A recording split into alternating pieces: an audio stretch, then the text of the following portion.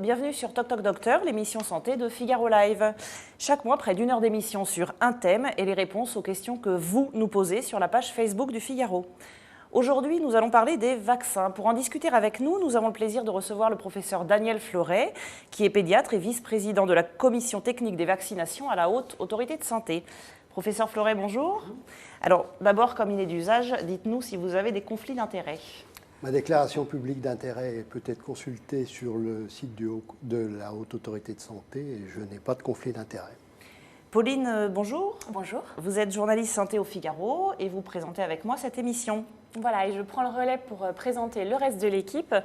Donc, Damien Mascret, bonjour. Bonjour. Vous êtes journaliste au Figaro et médecin de formation. Et donc vous, aujourd'hui, vous allez nous parler plus spécifiquement d'un concept qui est très important en vaccination, qui est l'immunité de groupe, parce qu'on ne se protège pas seulement pour soi, on protège aussi les autres en se faisant vacciner. Merci. Anne, vous êtes plutôt férue de technologie, vous êtes journaliste au Journal des femmes et donc cette fois vous allez nous parler d'un outil qui est plutôt pratique. Ouais, je vais vous parler d'une application qui permet de savoir si vous êtes ou pas à jour dans vos vaccinations. Super. Et Aurélie, vous vous êtes fait la porte-parole des internautes. Exactement. Donc, à propos justement de ce carnet de vaccination électronique, on a en ce moment un sondage sur Twitter. Êtes-vous à jour sur vos vaccins? Donc, n'hésitez pas à réagir. Oui, non, je ne sais pas. Voilà. Et au-delà de ça, vous pouvez poser toutes vos questions, réagir. Et moi, je transmettrai du coup sur ce plateau voilà, vos questions au professeur. Et en complément des réponses que nous vous donnerons sur le plateau, nous vous donnerons aussi sur la page Facebook des liens sur des articles écrits par les journalistes, par l'équipe du Figaro Santé, qui pourront compléter les réponses apportées aujourd'hui. Donc n'hésitez pas à poser de nombreuses questions, on est là pour ça. Et alors pourquoi est-ce que nous, on a choisi de vous parler des vaccins aujourd'hui ? Alors d'abord parce que les vaccins, c'est un formidable outil médical, même si en ce moment, malheureusement, on en parle surtout pour s'interroger sur les risques associés.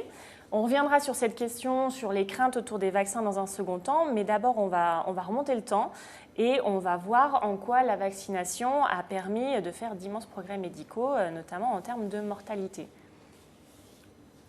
Donc par exemple, là, on voit le nombre de cas de tétanos à partir des années 60. Donc, sachant que la vaccination contre le tétanos a été rendue obligatoire en 1940.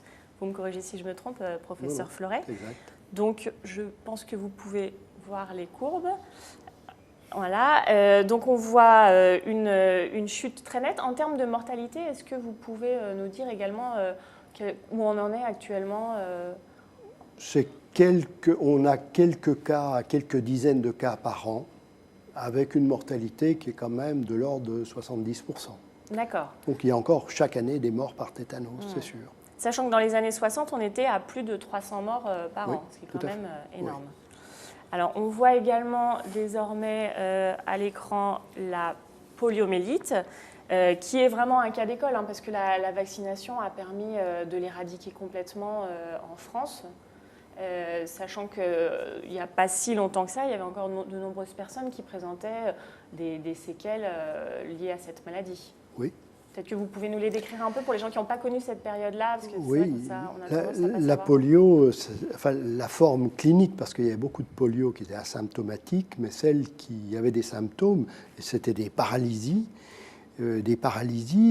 qui touchaient un membre ou deux membres, parfois l'appareil respiratoire, et dont la particularité de ne pas récupérer, c'est-à-dire de laisser des séquelles qui pouvaient aller d'un membre paralysé ou parfois une personne qui était complètement dépendante de machines parce que sa musculature respiratoire était paralysée. C'était donc les gens étaient handicapés à vie. Quand on a la polio et qu'on a des séquelles, c'est à vie, oui, c'est sûr. Et il n'y avait pas de traitement, c'est vraiment le vaccin qui a permis de venir à bout de cette maladie. Oui, et on peut rappeler que c'est une maladie qui existe encore, qui n'est pas éradiquée partout dans le monde. Alors cette maladie n'est pas totalement éradiquée, bien que l'OMS ait la volonté de le faire. Il reste des foyers essentiellement en Afghanistan, au Pakistan et au Nigeria, qui sont des pays où on a du mal à vacciner. C'est un objectif réaliste quand même, l'éradication de cette maladie? Oui, puisque le virus, le seul réservoir du virus de la polio, c'est l'homme. Donc on devrait pouvoir l'éradiquer grâce à la vaccination à condition de vacciner tout le monde. Ce qui n'est pas vrai pour le tétanos. Alors le tétanos impossible ne à sera jamais éradiqué puisque le germe se trouve dans la terre et donc on ne pourra jamais éradiquer le tétanos. Et le tétanos, le vaccin ne protège que celui qui est vacciné. Donc on a un dernier exemple pour bien illustrer l'intérêt de la vaccination, c'est la diphtérie, dont le vaccin a été rendu obligatoire en 1938. Donc on voit là, la courbe, elle chute drastiquement. La diphtérie, est-ce que vous pouvez nous rappeler quels étaient les symptômes? Est-ce qu'il y a un traitement également, ou c'est vraiment la vaccination qui permet de protéger les gens? Alors la diphtérie, ça comportait d'abord une angine, qui est une angine très sévère, mais surtout des complications, et notamment des complications neurologiques et des complications cardiaques qui pouvaient être mortelles, qui étaient volontiers mortelles. Et donc, le vaccin a très rapidement fait chuter l'incidence de la maladie parce que ce vaccin crée une immunité de groupe, dont va nous parler Damien Mascret tout à l'heure. Mais ce vaccin crée une immunité de groupe, ce qui n'est pas le cas du vaccin contre le tétanos. On a vu que ça a été beaucoup plus long parce que le tétanos, si on n'est pas vacciné, on n'est pas protégé. Tandis que pour la diphtérie, comme pour d'autres maladies, si un certain pourcentage de la population est vacciné, le germe ne peut plus circuler ou circule beaucoup moins, donc la maladie s'éteint beaucoup plus vite. Aurélie, peut-être Oui, on a déjà beaucoup de réactions, donc c'est très bien, merci beaucoup. On a notamment Marie qui nous demande qu'est-ce que vous pensez, pourquoi ne pouvons-nous pas trouver chaque vaccin à part et pourquoi sont-ils regroupés? On pense au DTP, du coup, pourquoi sont-ils regroupés? Le fait de faire des vaccins combinés, c'est quelque chose de délibéré dont le but est de réduire le nombre d'injections. Actuellement, on vaccine les nourrissons à partir de 2 mois, c'est le calendrier vaccinal, contre 6 maladies: diphtérie, tétanos, polio, coqueluche, hémophilus, hépatite B. Si on n'avait pas de vaccin combiné, il faudrait faire à chaque séance 6 injections. Bon, il me semble qu'au point de vue de l'acceptabilité, c'est mieux de tout faire dans une seule injection, étant bien entendu qu'il a été démontré que le fait de faire plusieurs vaccins au cours de la même injection, dans la même seringue, avait la même efficacité que de les faire de manière séparée. Et d'autre part, après avoir démontré par des études que le fait de faire 6 vaccins en même temps ne créait pas d'effet adverse plus important que si on les faisait de manière séparée. C'est important parce qu'on entend souvent un discours dire attention, avant on faisait quelques vaccins, maintenant on bombarde les enfants de vaccins, on en fait beaucoup, alors qu'en fait on injecte beaucoup moins de molécules qu'avant. Alors, on injecte beaucoup moins d'antigènes qu'avant. Par exemple, avant on utilisait un vaccin contre la coqueluche où il y avait 3000 antigènes. Actuellement, il y en a 4. Donc on injecte beaucoup moins d'antigènes qu'il y a 20 ans. Et d'autre part, on a un système immunitaire. Même en injectant 10 vaccins à la fois, on mobilise le millième de notre système immunitaire. Et même chez le bébé qui a peut-être un système immunitaire un peu moins mature. Même chez le bébé. Même chez des bébés. C'est peut-être le moment de lancer notre vidéo explicative sur le vaccin, en fait, comment fonctionne un vaccin, parce que vous utilisez des termes comme antigènes, etc. Ça va peut-être nous aider à expliquer à nos internautes comment ça marche. Quand un microbe actif s'introduit dans notre corps, on tombe malade, parfois même très gravement. Notre corps déclenche alors un signal d'alerte. Celui-ci produit des anticorps qui vont en général neutraliser puis éliminer ce microbe actif. Quand on se fait vacciner, on introduit un microbe rendu inactif dans notre corps qui ne peut pas nous donner sa maladie. Cependant, le corps le détecte comme un vrai microbe actif et déclenche le signal d'alerte. Le système de défense crée alors des anticorps pour le neutraliser puis l'éliminer. C'est à partir de ce moment que l'on est protégé contre ce microbe. Durant notre vie, si nous rencontrons à nouveau le microbe, il est tout de suite reconnu et éliminé par les anticorps. La maladie ne se développera pas.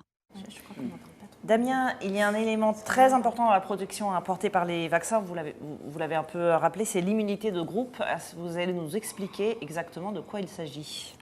Eh bien, l'immunité de groupe, en fait, c'est ce qui va permettre d'interrompre la transmission d'un virus ou d'une bactérie dans une population à partir du moment où un certain pourcentage de la population est vaccinée. Alors, on a une infographie qui va vous le montrer précisément avec un code couleur, des petits bonhommes. Si vous avez, alors le petit bonhomme rouge, c'est la personne qui est contagieuse, qui est atteinte par le virus ou la bactérie. Le bonhomme vert, c'est la personne qui est vaccinée. Et puis les bleus, eh bien, c'est les non-vaccinés qui sont potentiellement vulnérables. Vous avez raison, c'est plutôt jaune que vert. Donc vous voyez qu'autour de ce petit bonhomme qui est infecté, le bonhomme rouge, il y en a 2 en l'occurrence, eh bien, ceux qui sont jaunes ne sont pas, finalement, étant vaccinés, ne vont pas attraper la maladie, même s'ils sont en contact. Par contre, ceux qui sont bleus, eh bien, oui, risquent d'attraper la maladie, sauf s'ils sont suffisamment protégés, éloignés, finalement, derrière la barrière de tous ceux qui se sont fait vacciner. Et ce qui explique d'ailleurs que dans certaines populations, on vous dit « oui, moi je ne suis pas vacciné et je n'attrape pas les maladies ». Bah oui, mais vous avez peut-être la chance de bénéficier de la protection des autres. Alors c'est vrai pour des maladies comme la rougeole par exemple, la rougeole pour laquelle, comme c'est une maladie très contagieuse, on estime que quand il y a quelqu'un qui est atteint de la rougeole, eh bien, il y a 15 ou 20 personnes autour qui vont attraper la rougeole, encore une fois, s'ils ne sont pas vaccinés, eh bien, on estime qu'il faut une couverture, une immunité de groupe qui atteint presque 90-95% pour protéger vraiment la population. Et vous voyez sur cette carte qui est à gauche que dans les années 2007-2008, eh bien, une grosse partie de la population n'avait plus de protection suffisante. Toute la zone rouge que vous voyez sur cette carte, c'est une partie de la population où il y avait moins de 80% des gens qui étaient vaccinés. Et donc l'immunité de groupe, cette fois-ci, ne faisait plus obstacle. Et d'ailleurs, il y a eu plusieurs spécialistes en santé publique qui ont tiré la sonnette d'alarme. Le directeur général de la santé l'avait fait aussi dans le bulletin épidémiologique hebdomadaire. Et inévitablement, s'est produit ce qui devait se produire. Il y a eu une épidémie massive en France en 2008, 2009, 2011. Il y a eu plusieurs vagues. Ça, c'est la courbe de droite de l'infographie. On s'aperçoit qu'effectivement, les cas ont augmenté. On est passé en 2008-2009 de 1500 cas lors de la première vague à environ 3000 lors de la deuxième vague. Et puis finalement, on est encore monté plus haut dans la troisième vague. Au total, on estime qu'en France, on a eu 23 000 cas de rougeole. Tout ça parce que la couverture vaccinale avait baissé. Elle était encore importante, au-dessus de 80-85%, mais insuffisante pour bloquer le virus de la rougeole qui est très contagieux. Aurélie, vous pouvez peut-être nous donner des nouvelles de notre sondage. Je rappelle qu'on demandait aux internautes s'ils étaient à jour de leur vaccin ou non. Exactement, et 49% des sondés, donc on a déjà 154 votants, 49% sont à jour dans leur carnet de vaccination, 25% ne le sont pas et 26% ne savent pas. Est-ce que c'est des chiffres qui vous surprennent, professeur Fleuret ? Non. Il y a beaucoup de gens qui ne savent pas où ils en sont, c'est clair. Notamment parce que les adultes n'ont pas de documents vaccinal. Voilà, c'est un vrai problème. On y reviendra un peu plus tard. En attendant, Aurélie, il y a peut-être des questions qui viennent on a beaucoup de questions, notamment, donc on a pas mal de questions, notamment sur la dangerosité des vaccins. Je sais qu'on va y venir bientôt, mais notamment sur les dangers potentiels de l'aluminium et également les maladies que ça peut entraîner, comme la sclérose en plaques. Il y a des questions aussi sur le syndrome de Guillain-Barré. Donc, alors, vous pouvez peut-être nous parler des adjuvants. Monsieur Fleuret, vous nous rappelez à quoi ça sert et est-ce qu'ils sont dangereux ? Alors, les adjuvants sont indispensables à l'efficacité de certains vaccins. Pas tous. Les vaccins vivants, les vaccins comme la rougeole, rubéole, rayon, varicelle, sont des vaccins vivants atténués pour lesquels il n'y a pas besoin d'adjuvants. Mais pour les vaccins inertes, c'est-à-dire qui ont été préparés à partir de bactéries ou de virus tués ou à partir de parties antigéniques, de parties immunogènes qui créent la réaction immunitaire de certains virus, eh bien, pour ces vaccins, pour avoir une réponse en anticorps qui soit suffisante et surtout prolongée, il faut renforcer la réponse immunitaire avec un produit qu'on appelle un adjuvant. L'adjuvant qui a été utilisé depuis le début, depuis les années 1920, c'est l'aluminium. Et l'aluminium est encore à ce jour considéré comme l'adjuvant le plus efficace et pour lequel il n'y a pas de problème de risque particulier. Il y a d'autres adjuvants qui sont utilisés, qui sont des adjuvants qui sont préparés à partir d'huile, à partir de produits lipidiques. Ces adjuvants sont beaucoup plus nouveaux, ils sont certainement plus puissants que l'aluminium, mais bon, ils n'ont pas pour l'instant remplacé l'aluminium pour une bonne raison, c'est qu'il faut démontrer qu'il faut les incorporer dans de nouveaux vaccins et il faut démontrer qu'ils sont aussi efficaces et aussi bien tolérés. Voilà. On peut rappeler aussi peut-être que, parce que l'aluminium fait peur, mais on peut rappeler que c'est des doses infinitésimales d'aluminium et surtout qu'on en ingère tous les jours. Tout à fait. La quantité d'aluminium contenue dans les vaccins est très faible par rapport effectivement à l'exposition quotidienne d'aluminium. C'est vrai qu'on l'injecte alors qu'autrement on ne l'injecte pas. Mais quoi qu'il en soit, il n'y a aucune étude qui démontre la nocivité de l'aluminium dans les vaccins. Aucune étude qui le démontre scientifiquement. Et du coup, là, vous parliez des possibilités peut-être d'aller vers d'autres modèles que l'aluminium. J'ai une question justement de Marcella qui nous demande pour quand les vaccins sans adjuvant. Est-ce que c'est possible ou pas? Du coup, vous avez un petit peu commencé à expliquer. Certains vaccins, ça n'est pas possible. Ça n'est pas possible d'avoir certains vaccins. Comme lesquels, par exemple? Par exemple, diphtérie, tétanos, méningocoque C. Sinon, ça ne marcherait pas? Non, ça marche très peu. Ça marche très peu. Et c'est a fortiori chez les bébés et les personnes âgées. Pareil, les personnes âgées encore plus, parce que les personnes âgées répondent encore moins bien au vaccin. Les bébés répondent bien. Voilà. Donc effectivement, on ne va pas se passer d'adjuvants. Peut-être qu'on aura d'autres adjuvants, c'est tout à fait possible. Et s'il y a des adjuvants plus efficaces et aussi bien tolérés que l'aluminium, il n'y a pas de raison de ne pas les utiliser, mais pour l'instant, ça n'est pas à l'ordre du jour. Et peut-être une dernière question, puisqu'elle est aussi intéressante. Lucas nous demandait sur Facebook pourquoi il n'y a pas plus de transparence par rapport au risque des vaccins. Alors déjà, il me semble qu'il y a des études quand même qui sont accessibles. Est-ce qu'il y a de la transparence par rapport au risque potentiel des vaccins? Alors il y a de la transparence. Les vaccins sont... Je crois que l'on peut dire que le vaccin est le médicament de très très loin le plus surveillé. Alors bien sûr que quand on met sur le marché un nouveau vaccin, il y a eu des essais cliniques qui n'ont pas forcément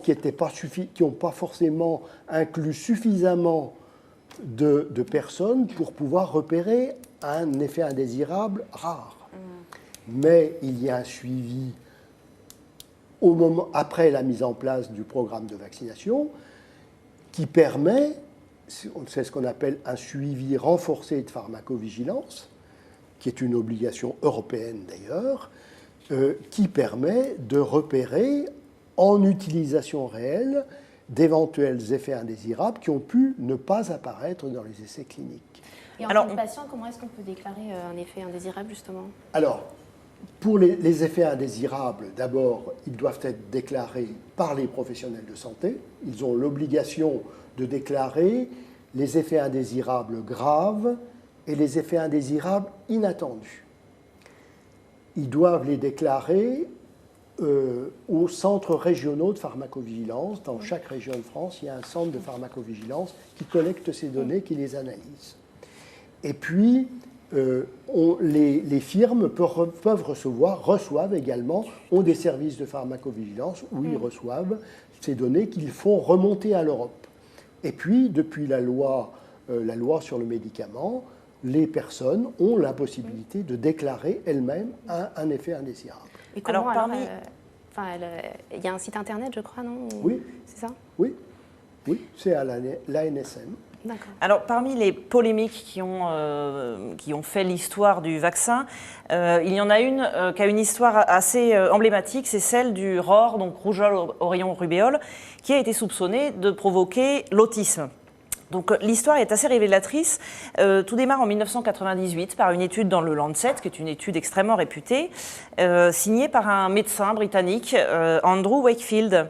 Il annonce avoir découvert une nouvelle maladie, l'entérocolite autistique, liée à la vaccination contre le ROR. Le problème, c'est que de multiples équipes ont essayé de reproduire ces résultats, comme c'est l'usage lorsqu'une nouvelle découverte scientifique est faite, et personne n'y arrive, et la méthodologie de l'étude est très critiquée. Pourtant, il y a eu un vent de panique dans le public qui a provoqué une baisse de la vaccination. Et Brian Deer, un journaliste au Sunday Times, a fini par révéler que Andrew Wakefield, ce médecin britannique, était pétri de conflits d'intérêts financiers, c'est-à-dire qu'il avait créé une société qui voulait commercialiser un test dépistant la maladie qu'il avait décrite. Il avait été, avant sa publiée dans le Lancet, engagé par un avocat britannique qui voulait déclencher une action collective de famille contre les fabricants d'Uror et qui lui avait demandé de trouver une preuve scientifique qu'il était nocif. Et par ailleurs, en termes d'éthique médicale, c'était pas génial non plus parce que son étude était basée sur 12 enfants autistes qui avaient été l'objet de procédures invasives comme des coloscopies ou des ponctions lombaires qui ont été jugées inutiles, le tout sans l'accord d'un comité d'éthique. Et enfin, pour finir, Wakefield aurait falsifié les données concernant les enfants intégrés dans son étude. Tout cela faisait un petit peu beaucoup. Donc en janvier 2010, il a été convaincu d'une trentaine d'inculpations par l'équivalent de l'Ordre des médecins britanniques, donc 4 pour malhonnêteté, 12 pour abus contre enfants. Le Lancet a totalement rétracté l'étude publiée en 98 et Andrew Wakefield a été radié et il n'est plus autorisé à pratiquer la médecine en Grande-Bretagne. Ça ne l'a pas empêché d'aller s'exiler aux États-Unis où il continue sa croisade contre le vaccin ROR et actuellement il est accusé d'être responsable d'une baisse de la vaccination, notamment dans la communauté somalienne aux États-Unis, dans le Minnesota je crois, et c'est associé à une flambée de rougeole. Et Wakefield est régulièrement invité à présenter ses thèses. Je crois qu'il a participé récemment à un film anti-vaccin qu'il a présenté au Festival de Cannes. Il est soutenu par de nombreuses stars. Wakefield, typiquement, est donc l'exemple d'une étude qui a présenté un vaccin dont on voit qu'en fait il n'existe, qui a présenté un danger dont on voit qu'en fait il n'existe pas et qui continue à circuler. Professeur Fleuret, vous pouvez nous rassurer, le ROR ne provoque pas l'autisme? Absolument pas. Ce que vous avez dit est parfaitement exact. Il y a beaucoup d'idées reçues qui circulent sur les vaccins et notamment sur celui contre la grippe. Et Pierry Cordet va nous faire un résumé, une analyse de ces idées reçues. Les idées reçues sur les vaccins sont encore très tenaces et parfois même dangereuses. Voilà un petit florilège avec le vaccin contre la grippe. Première idée reçue, le vaccin de la grippe est beaucoup plus dangereux que la grippe elle-même. Beaucoup de personnes considèrent encore qu'il est plus dangereux de se faire vacciner que d'avoir la grippe. Eh bien, c'est faux, bien sûr. Les effets secondaires de son vaccin sont connus et dans la très grande majorité des cas, tout à fait bénins. Il est bien sûr plus dangereux d'avoir une grippe que de se faire vacciner. La plupart des effets secondaires du vaccin sont situés à l'endroit de l'injection, douleur ou inflammation par exemple, et durent 2 jours maximum. Ils peuvent être parfois plus généraux avec de la fièvre, des maux de tête et des douleurs musculaires par exemple, mais toujours transitoires et là aussi d'une durée de 48 heures maximum et toujours bénins. Le risque de survenue d'effets secondaires sévères liés au vaccin, comme un choc anaphylactique, c'est la réaction allergique la plus sévère, ou un syndrome de Guillain-Barré, c'est une maladie neurologique touchant les nerfs périphériques, reste très, très inférieur au risque de complications directement liées à la survenue de la grippe elle-même. Et ces complications concernent surtout les enfants de moins de 2 ans, les adultes de plus de 65 ans et les personnes atteintes de maladies chroniques, cardiaques, pulmonaires, rénales, hépatiques, sanguines, par exemple, ou un diabète, avec l'apparition par exemple d'infections pulmonaires ou d'une aggravation de la maladie chronique préexistante. Encore une autre idée reçue tenace sur le vaccin de la grippe. J'ai été vacciné l'année dernière, donc je n'ai pas besoin de me refaire vacciner cette année. Toujours aussi faux. La composition du vaccin contre la grippe saisonnière est actualisée tous les ans, car d'une année à l'autre, les virus qui circulent évoluent. La composition du vaccin contre la grippe est revue chaque année afin d'y inclure les souches de virus qui devraient circuler le plus pendant la saison de la grippe. Ainsi, même si vous avez été vacciné l'année précédente, vous ne serez pas protégé l'année d'après. Conclusion, faites-vous vacciner de nouveau contre la grippe chaque année. Une petite dernière pour aujourd'hui. Les traitements homéopathiques sont aussi efficaces que les vaccins contre la grippe. Faux et archi-faux. Seuls les vaccins ont une efficacité démontrée dans la prévention de la grippe et de toutes les autres pathologies prévenues par un vaccin. Par conséquent, les vaccins ne peuvent en aucun cas être remplacés par un traitement homéopathique. Oui, et puis il n'y a pas que les vaccins, parce que le docteur Ordet nous rappelle le vaccin homéopathique mythique qui n'existe pas, hein, soyons clairs. Mais on a vu récemment en Italie, malheureusement, un enfant de 8 ans qui est décédé d'une otite, qui s'est compliqué d'une infection, parce que les parents ont traité cette otite avec l'homéopathie. Donc on le rappelle, l'homéopathie, c'est peut-être dans l'imaginaire collectif un médicament, dans la réalité scientifique, ça n'en est pas un. Il faut consulter son médecin et prendre des vrais médicaments quand c'est nécessaire. Il y a un autre vaccin qui pose énormément de questions, c'est le vaccin contre le papillomavirus humain, Aurélie. Oui, exactement. Il y a Siam qui demande que pensez-vous du vaccin contre le papillomavirus. Il y a des mères de famille qui hésitent à faire vacciner leurs filles. Et voilà, quelles sont vos recommandations concernant ce vaccin? Petit rappel. Oui. Le papillomavirus humain, c'est le fameux HPV et qui provoque le cancer du col de l'utérus. Alors, il y a en France à peu près 3000 cas de cancer du col de l'utérus, 1000 décès, et c'est un des rares cancers dont la mortalité augmente. Ces cancers du col de l'utérus sont dus dans 100% des cas à un virus, à un papillomavirus.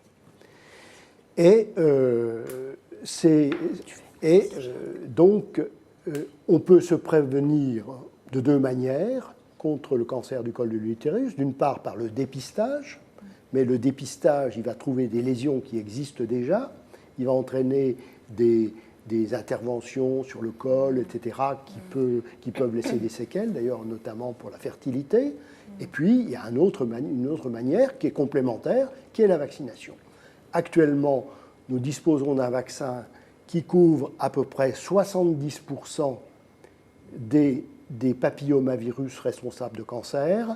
Et demain, nous aurons un vaccin nouveau qui va couvrir 90% des cancers, qui va protéger contre 90% des papillomavirus qui sont responsables des cancers. Et donc concrètement, à moins de se destiner à une carrière de nonne, vous conseillez la vaccination contre le papillomavirus? C'est une recommandation nationale. Ce vaccin est inscrit au calendrier vaccinal et à peu près tous les pays développés ont introduit cette vaccination dans leur calendrier vaccinal. Et les pays en voie de développement aimeraient bien avoir les moyens de mettre en place cette vaccination. Parce que chez eux, en plus, l'incidence du cancer du col est encore plus élevée. Et pourtant, il y a beaucoup de réticences, y compris parmi les professionnels de santé désormais. Et y compris parmi nos internautes. Oui. Celui-là, vraiment, il y a une très faible couverture vaccinale d'ailleurs. Oui, elle est très faible, effectivement. Elle est de l'ordre de quoi, 15%? Oui, à peu près, oui. Il faut dire qu'il y a eu de telles polémiques à propos de ce vaccin auxquels on a attribué des effets indésirables qui ne sont absolument pas démontrés scientifiquement. Qui portaient sur quoi? La sclérose en plaques, les maladies auto-immunes, les études toutes les études qui ont été faites nient cette responsabilité. On peut rappeler peut-être une confusion qui est souvent faite par les gens. Il y a eu des décisions de justice, effectivement, qui ont semblé effectivement favorables à cette idée du risque, du lien entre sclérose en plaques et vaccination, HPV ou autre. On peut rappeler quand même que dans ces cas-là, la justice, ce qu'elle dit, elle dit on ne peut pas prouver qu'il n'y a pas de lien. Et dans ces cas-là, le doute profite aux malades. C'est pas du tout dire il y a un lien exact. C'est dire en l'espèce, dans ce cas-là précis, on ne peut pas prouver qu'il n'y a pas de lien. Donc juridiquement, on protège et on dédommage la personne malade. Tout à fait. La preuve juridique n'est pas la preuve scientifique. Ce sont les juristes qui le disent. Voilà. Et donc, la justice ne se prononce pas sur le côté scientifique, elle se prononce juste sur le doute profite à la victime, en l'occurrence. Tout à fait. En tout cas, les études scientifiques démentent la responsabilité de ce vaccin dans la genèse des maladies auto-immunes. Une très grande étude qui a été faite en France, une très belle étude, qui laisse un petit doute sur le syndrome de Guillain-Barré. Alors oui, c'est possible, peut-être qu'on en reparlera. Pour ce qui concerne la sclérose en plaques et les autres maladies auto-immunes, la réponse est non. Et ça confirme des études qui ont été faites aux États-Unis, dans les pays nordiques, qui toutes démontrent qu'il n'y a pas de lien entre cette vaccination et ces maladies auto-immunes, en se rappelant bien que les maladies auto-immunes sont beaucoup plus fréquentes chez les filles que chez les garçons, et que ces maladies auto-immunes commencent à se révéler à la puberté, c'est-à-dire à l'âge où on vaccine. Donc, on peut comprendre qu'il y ait des filles qui, quelques mois après, déclenchent une maladie auto-immune. C'est possible. Ça ne veut pas dire que c'est le vaccin qui est en cause. Que c'est lié. Tout à fait. Aurélie, peut-être un petit tour sur le sondage. Alors, il n'a pas bougé, toujours 49% qui sont à jour dans leur vaccin.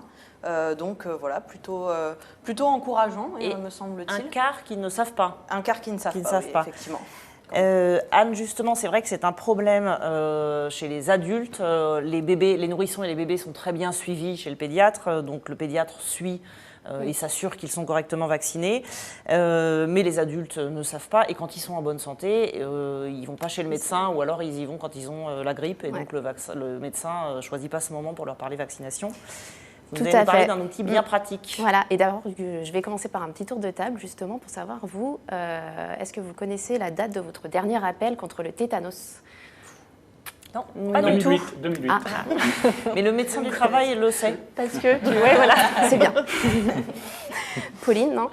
Non, moi, alors là, je ne sais plus.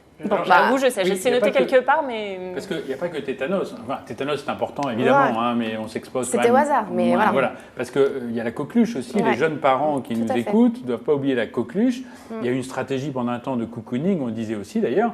Mais la coqueluche, c'est d'autant plus important que les nourrissons ne sont pas protégés. Et si, jeunes adultes, vous n'êtes pas à jour de vos vaccinations contre la coqueluche, eh bien vous risquez, tout bêtement, de contaminer les nourrissons qui ne sont pas protégés. Donc, il faut vraiment s'intéresser à votre application. Je remarque que le professeur Floren ne nous a pas dit s'il était à jour de ses vaccins. Oui, je suis à jour. Évidemment. Sauf un pour lequel j'ai eu une excuse. C'est le vaccin Zona, pour lequel j'ai un problème spécifique. Alors on ne dira rien, on ne vous grondera pas. Il est intéressant le vaccin Zona parce que c'est un des nouveaux vaccins, enfin un nouveau du calendrier. Est-ce que vous pouvez nous dire quel est l'intérêt potentiel du vaccin contre le Zona?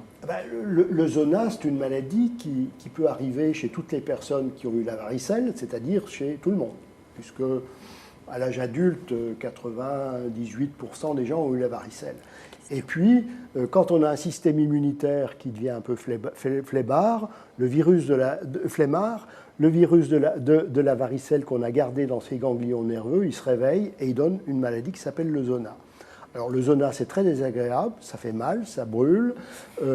Et puis, le Zona, ça peut entraîner des complications graves, notamment oculaires, qui peuvent entraîner la perte d'un œil. Et puis, ça peut entraîner, chez les personnes âgées, ce qu'on appelle des algies post-zostériennes, c'est-à-dire des douleurs nerveuses, des décharges électriques dans le territoire où vous avez eu votre Zona. Et ces décharges, ça peut durer pendant des années, c'est très invalidant et très difficile à soigner. C'est désormais recommandé à partir de 65 ans. Voilà, donc le vaccin contre le Zona est un vaccin qui est susceptible de réduire le risque de faire un Zona. Voilà. Donc voilà, donc j'en reviens à nos discussions, on ne sait pas trop où on en est. En fait, le problème, c'est que un Français sur deux n'a pas son carnet de santé papier. Souvent, il l'a perdu, il l'a égaré, ou alors quand il l'a, il est incomplet. Et donc, très peu d'adultes disposent de documents auxquels se référer pour savoir si oui ou non ils sont à jour dans leur vaccin.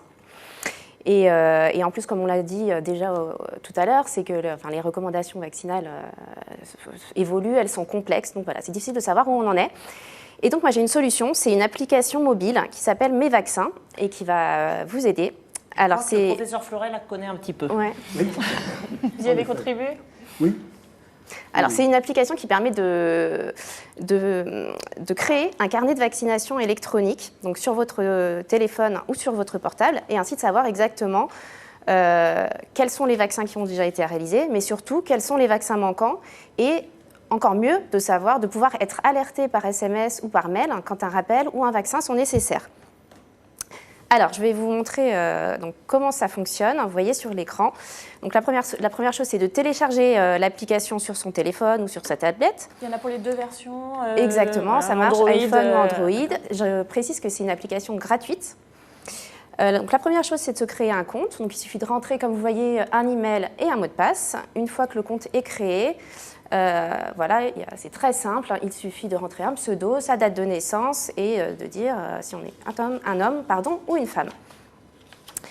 Alors, pour créer le carnet de vaccination, on a 2 étapes. La première étape, c'est de répondre à un questionnaire. Donc, vous le voyez sur l'écran, les questions portent sur sur votre état de santé, vos antécédents, mais aussi sur l'état de santé de votre entourage.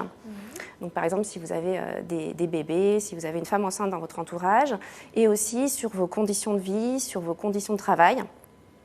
On voit qu'on peut préciser si on a des allergies. Tout à fait, allergie à l'œuf notamment. Parce que beaucoup de vaccins sont cultivés sur l'œuf. Non, pas beaucoup. Bon, la grippe. Autant pour moi. La grippe, oui. La grippe et la fièvre jaune. C'est déjà pas mal. Donc voilà, vous répondez à toutes ces questions et puis une fois que c'est terminé, donc voilà, votre profil est bien rentré. On va passer à la deuxième étape. La deuxième étape qui est un petit peu plus compliquée, c'est d'enregistrer les vaccinations que vous avez déjà effectuées. Alors là, comment faire donc, soit vous disposez d'un carnet de vaccination papier. Donc on a vu tout à l'heure, on ne l'a pas forcément, mais bon, si vous l'avez, vous reportez simplement donc, le nom du vaccin, le numéro de lot et la date de vaccination. Si vous n'avez pas de carnet de santé, peut-être que vous avez gardé comme moi un carnet de vaccination papier. Donc moi j'en ai un vieux qui datait de 97, mais ça m'a aidé pour créer mon carnet de vaccination électronique. Et si vous n'avez rien de tout ça, le mieux c'est de contacter votre médecin, donc soit votre médecin traitant, soit les médecins que vous avez eu auparavant, ou le médecin du travail comme Soline. Et donc voilà, vous rentrez donc, tous les vaccins qui ont été effectués. Ensuite, automatiquement, l'application va vous indiquer quels sont les vaccins qui manquent et les vaccins à faire. C'est vraiment très bien fait. Vous avez vraiment la date des prochains rappels, la date des vaccinations et la possibilité donc, de programmer pour être informé quand un vaccin est nécessaire. Je précise que vous pouvez créer autant de carnets de vaccination que vous le souhaitez. Donc, c'est intéressant pour les familles pour le suivi des vaccinations des enfants. Est-ce qu'on peut l'utiliser avec son médecin, par exemple? Oui, alors tout à fait. Donc, Mes Vaccins est accessible également aux professionnels de santé. Donc, parfois, il est même intégré au logiciel métier du médecin.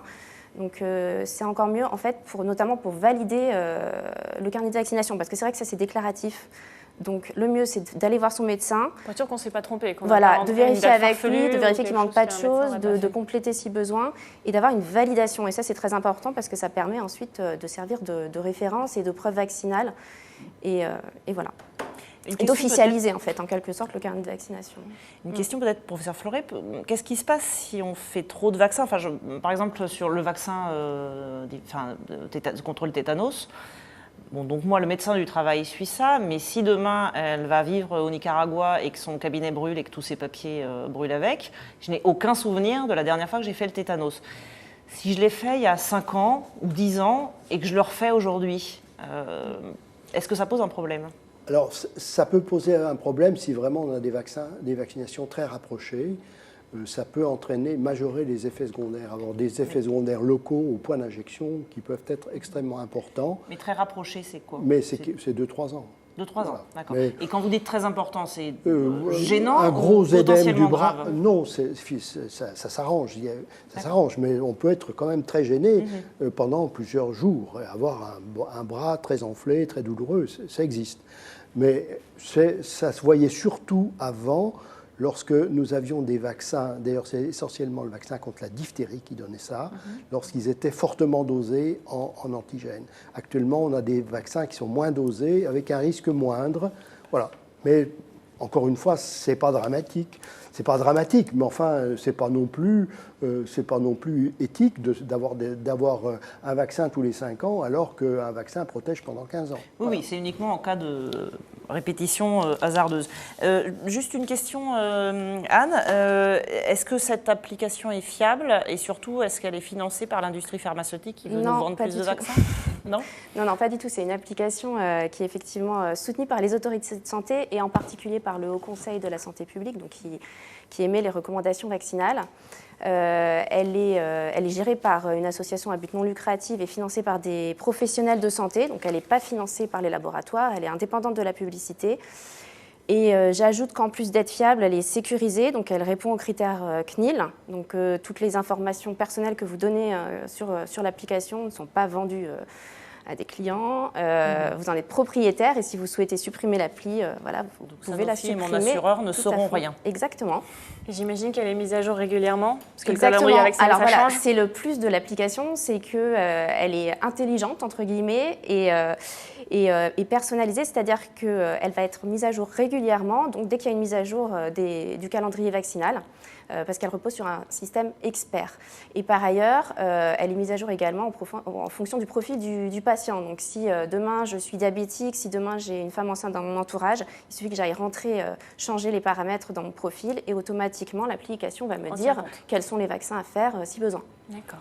Bon, alors maintenant, on a vu comment être à jour dans ces vaccins. Le problème, c'est que parfois, il y a des événements indépendants de notre volonté qui nous empêchent de faire certains vaccins. Ce sont les pénuries, les tensions d'approvisionnement, les ruptures de stock. Peut-être que vous avez des questions à ce sujet, Alors, Aurélie. on a beaucoup de questions à propos du BCG, du coup, notamment Sandra qui me dit qu'on ne le trouve plus en vente depuis très longtemps. Pourquoi? Et beaucoup de questions à propos de ce vaccin en particulier. Donc, pourquoi c'est BCG difficile contre la tuberculose, Contre la on tuberculose, rappelle, exactement. et qui est recommandé aux enfants. Oui, aux enfants. Il n'est pas fait aux adultes, je crois. Non. Non. Non. Et Non. En France, Parce c'est les qu'il marche pas enfants, bien. mais essentiellement en Ile-de-France et dans certains départements Non, d'outre-mer. il est recommandé chez tous les enfants à risque. D'accord. C'est-à-dire, on est à risque soit de par ses origines, c'est-à-dire qu'on a des liens avec l'immigration, puisque dans les pays, les gens qui viennent des pays où la tuberculose est 10 fois plus fréquente, quand ils arrivent en France, ils ont le même risque d'avoir la tuberculose que quand ils sont dans leur pays. D'accord? Donc c'est le premier type de risque. Et puis il y a certaines régions françaises où il y a plus de tuberculose. C'est l'Île-de-France, la Guyane, Mayotte. Donc voilà. Donc dans ces régions, la vaccination est recommandée pour tous les enfants. Mais dans les autres régions, c'est uniquement les enfants à risque. Et est-ce qu'on en sait, on sait pour quelles raisons le BCG est difficile à trouver actuellement? Alors, le vaccin BCG est depuis 2006, était un vaccin que l'on importait, qui était fabriqué en Norvège, par un institut norvégien qui a décidé, pour des raisons qui sont les siennes, de ne plus fabriquer le vaccin.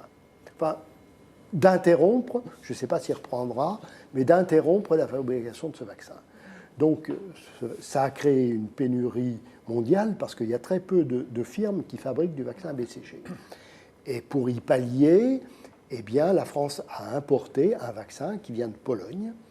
Et ce vaccin, il est disponible.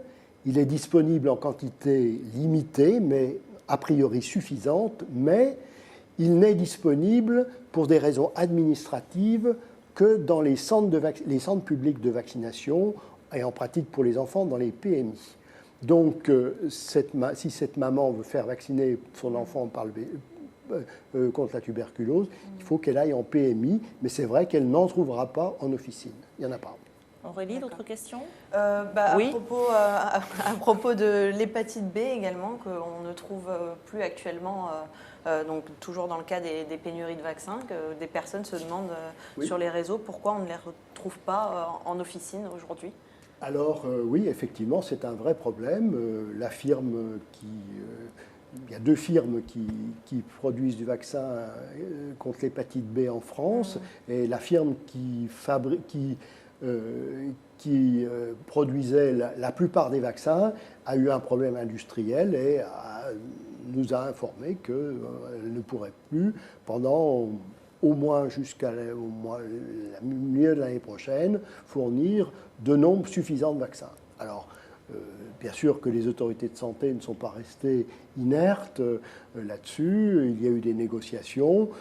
A priori, on devrait quand même avoir des doses de vaccins qui permettent de vacciner les cas pour lesquels c'est indispensable, et notamment les personnes, les professionnels de santé et les futurs professionnels de santé qui ont une obligation vaccinale vis-à-vis de l'hépatite B. Et ça ne met pas en péril les objectifs de santé publique, ce genre de pénurie? Ça a l'air très contradictoire. En fait, on dit aux gens vaccinez-vous parce que la société en a besoin, et quand ils essayent de le faire, c'est dramatique. C'est un vrai problème. C'est un problème dramatique qui met en péril la politique vaccinale, c'est clair. Mais bon,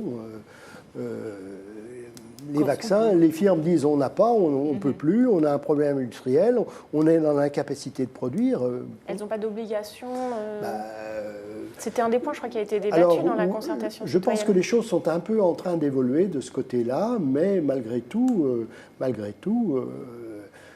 l'industrie, c'est des structures privées pour lesquelles l'État a quand même des possibilités d'intervention qui sont limitées. Est-ce qu'il y a des questions, Aurélie, sur la différence entre vaccin obligatoire et vaccin recommandé? Oui, il y en a beaucoup, notamment, là j'ai devant moi Yasmine qui me demande, pensez-vous que l'obligation vaccinale sera étendue aux 11 valences? Voilà, j'ai aussi des questions concernant la ministre de la Santé. Quel est son avis sur l'obligation vaccinale selon vous? Est-ce qu'on va arriver finalement à 11 vaccins obligatoires ou au contraire lever les obligations vaccinales?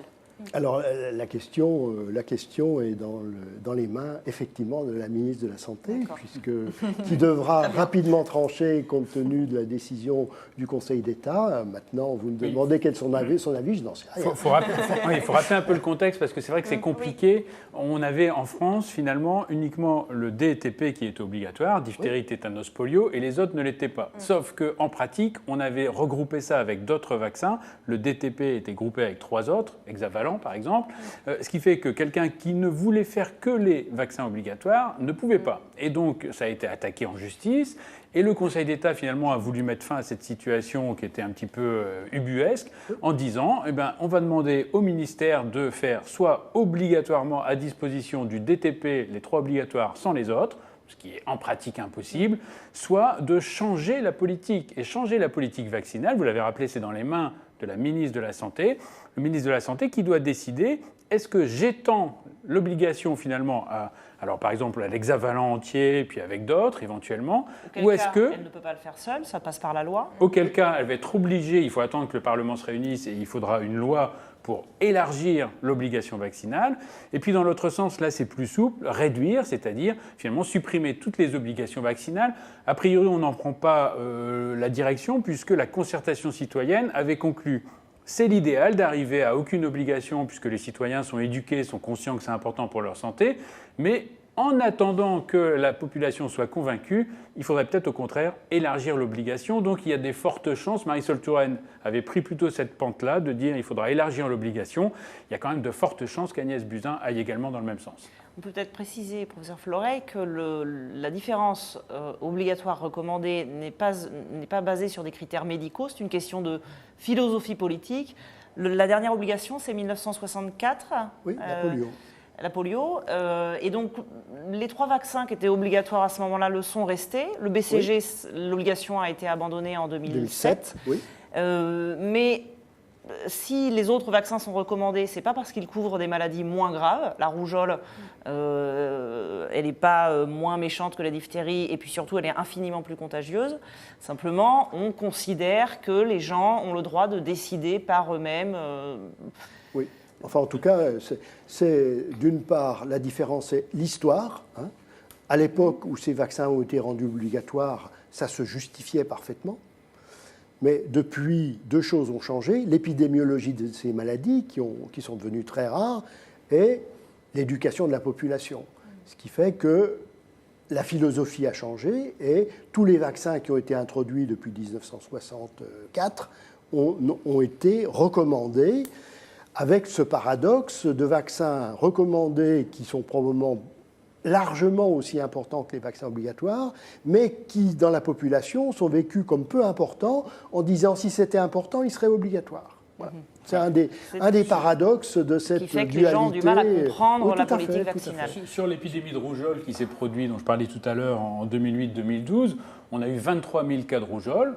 Mais ce qu'on ne dit pas souvent, c'est que parmi ces 23 000 cas, il y a eu 5 000 personnes hospitalisées, il y a eu plus de 1 000 cas de pneumopathie grave, il y a eu 26 cas d'encéphalite grave, donc d'atteinte du cerveau, et il y a eu 10 décès. Alors vous n'avez pas vu dans la presse des parents venir pleurer parce qu'ils n'avaient pas fait vacciner leur enfant contre la rougeole et qui ont perdu malheureusement leur enfant, mais le bilan est là, c'est un bilan très lourd pour un vaccin qui existe en France et qui est disponible et qui est gratuit et qui est remboursé. Eh bien, nous allons terminer sur cette note un peu sombre. Je vous rappelle que l'intégralité de l'émission est visible en replay sur Facebook et dès ce soir sur le site santé.lefigaro.fr. N'hésitez pas aussi à faire un tour sur notre site. Nous avons des montagnes d'articles sur la vaccination et certains liens vous ont été indiqués ou vous seront indiqués au fil de vos questions sur le site Facebook du Figaro. Merci de nous avoir suivis.